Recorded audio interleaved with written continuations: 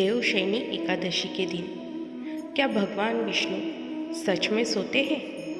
तो नहीं, यह एक प्रतीकात्मक अवधारणा है जो यह दर्शाती है कि भगवान विष्णु योग निद्रा में चले जाते हैं और इस दौरान सृष्टि का संचालन अन्य देवी देवताओं के द्वारा किया जाता है, खासकर भगवान शिव द्वारा। देवशयनी एकादशी, जिसे पद्मा एकादशी भी कहा जाता है, आषाढ़ मास के शुक्ल पक्ष की एकादशी को मनाई जाती है।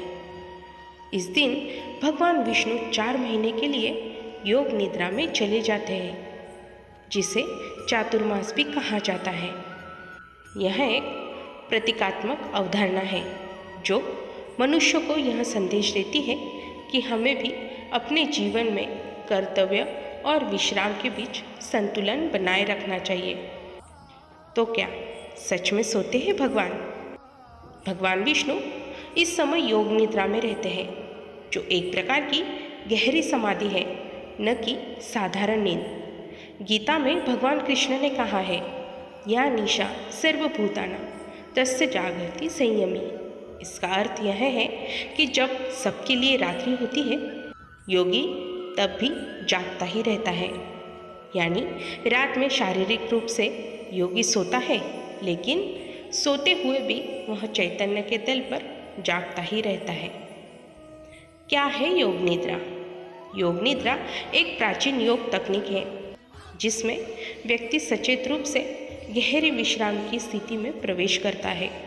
इसे जागते हुए भी सोना कहा जाता है। इस अभ्यास में व्यक्ति अपने शरीर को पूरी तरह से आराम देता है और अपनी चेतना को शांत करता है।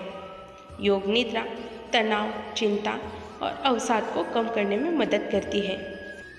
मान्यता है कि इस व्रत को करने से जीवन के सभी पाप नष्ट हो जाते हैं।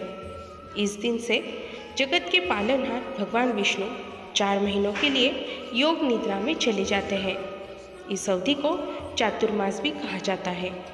मान्यता है कि इस दिन कुछ खास चीज़ों का दान करने से जातक को पृथ्वी पर स्वर्ग समान सुखों की प्राप्ति भी होती है। आपको यह जानकारी कैसी लगी, यह हमें कमेंट में ज़रूर बताएं। जय हरि विष्णु।